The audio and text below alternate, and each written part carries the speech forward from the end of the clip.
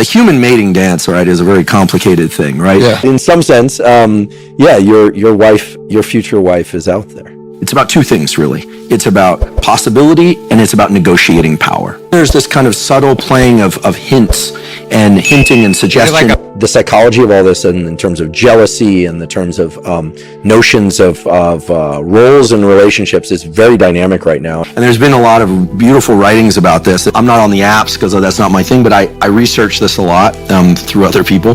So the dynamics of a relationship are where the learning is, because we learn how we react to other people reacting. It's not just a 2-arrow system. There's 4 arrows. There's how you feel towards the other person. Yes. There's how they feel towards you. But then there's an arrow that comes back to you, which is how you feel about how they feel. And then they have an arrow of how they feel about how you feel, right? There's one version of ourselves where we respond to that, or they respond to us. But there's another version where we respond to that, but it's also, there's a processing of what it means for us that they're behaving that way or feeling that way. Let's be really honest. This is a little bit of a tricky topic, but there is a power dynamic in relationships. Sometimes, not all, but in some relationships, it works much better if one person leads and the other person follows. So human beings need to learn how to at least understand and control these dynamics. What people don't, the psychologists and the Freudian types really appreciated, and we understand a little bit from biology, is that there's also a power negotiation in any kind of interaction, like a sexual interaction, right? Because both people are making themselves very vulnerable. All the discussions around consent, all right, they're very valid nowadays, because what we're really talking about is that there is inevitably a power negotiation. It's all changing. Like now, because of action movies, there's this tendency for especially young guys to think that they have to look like action heroes. People obviously have attraction to different phenotypes. So there is this thing about what signals fertility, right? Oh yeah. Now, and then with women, they'll report that some women like guys that are really heavily muscled, and some like men that are more svelte, more slim, right? So that's what I heard.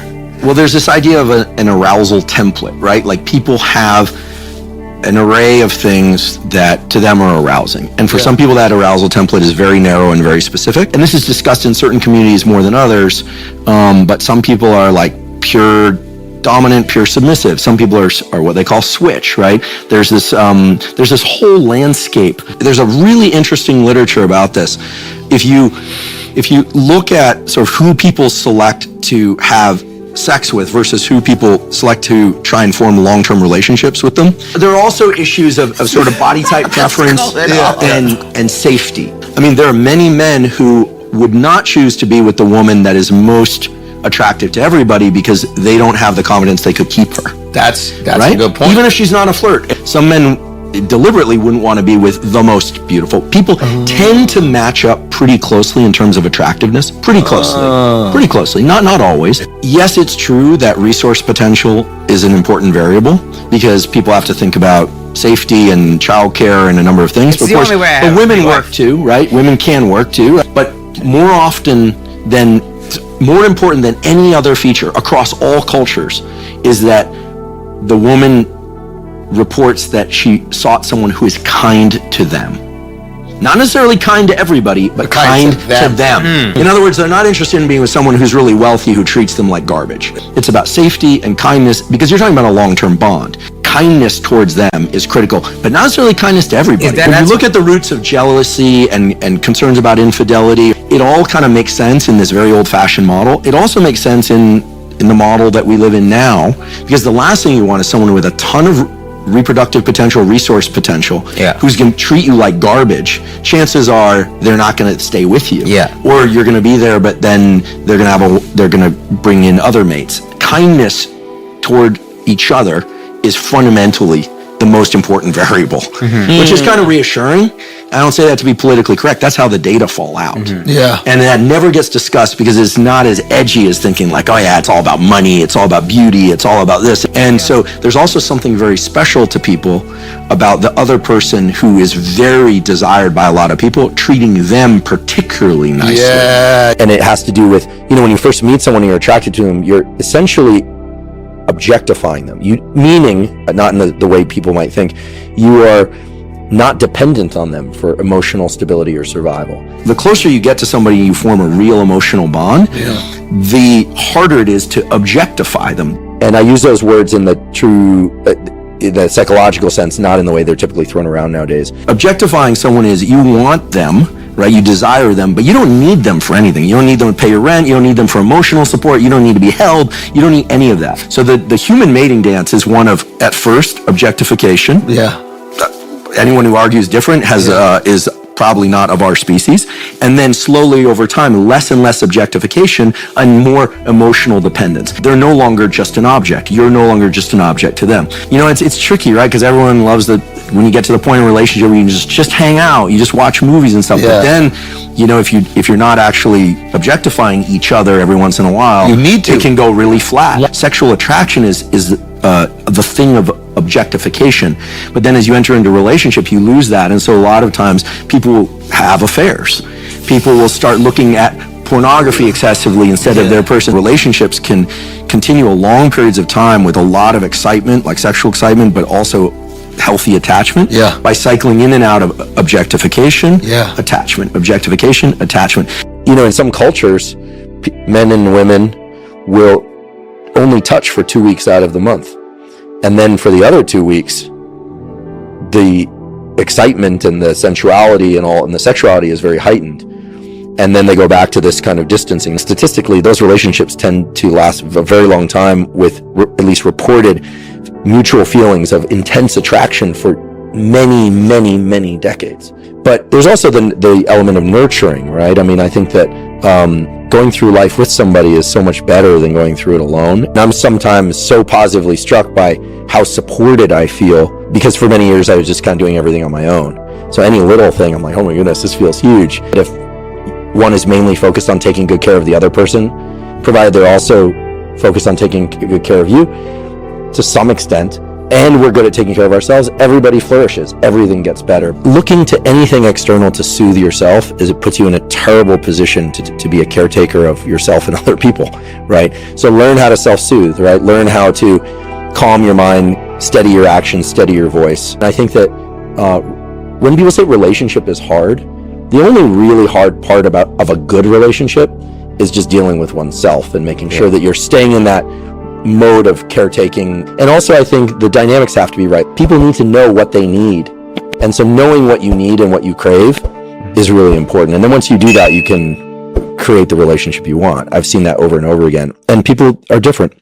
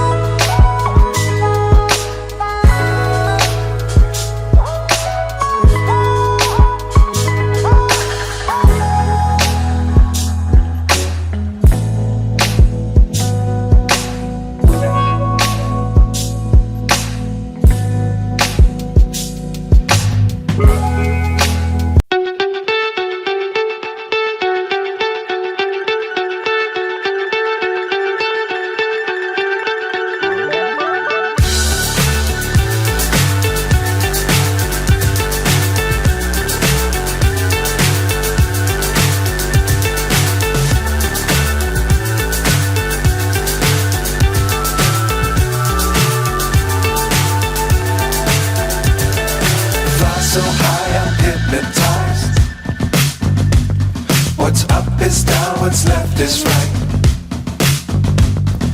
Chasing stars and holding you. I can't see the end, but we'll see it through.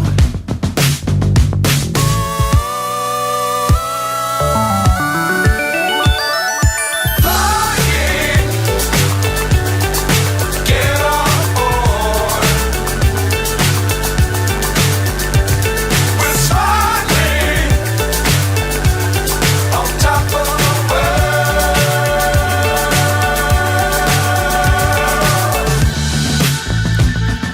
Dangerous times, don't fly too high. Be sure to keep the ground in sight. Fly forever if you keep it tight. Love the world, but keep the sky on your mind.